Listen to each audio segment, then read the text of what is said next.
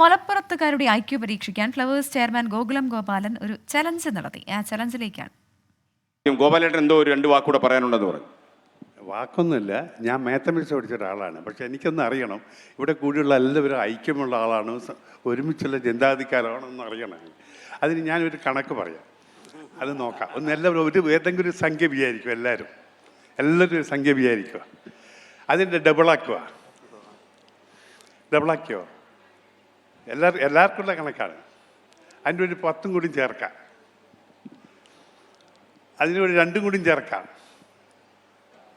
അത് നേരെ പകുതിയാക്കാം.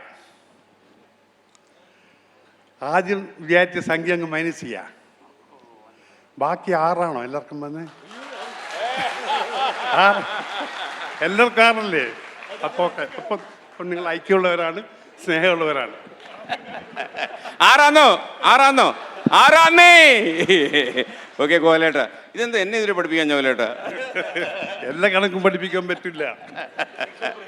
ചുമ്മാ നല്ല ഗോപാലേട്ടനും ഗോകുലം ഗ്രൂപ്പ് ഓഫ് കമ്പനീസിന്റെ ഇത്രയും വലിയൊരു ചെയർമാൻ ആയത് ഇപ്പോഴാണ് എനിക്ക് എൻ്റെ കുട്ടൻസ് പിടിയിട്ട്. ഞാൻ ഇതുവരെ ആലോചിച്ചോട്ടക്കായിരുന്നു. ക്രിസ്റ്റീന ഈ കണക്ക് പരീക്ഷിച്ചിരുന്നോ? അതെ, കണക്ക് പരീക്ഷിച്ചിരുന്നു. ഉത്തരം 6 അപ്പോൾ എനിക്ക് പെട്ടെന്ന് ഓർമ്മ വന്നത് മലപ്പുറത്തിന്റെ ആ ഒരു സാംസ്കാരിക പൈതൃകമാണ്.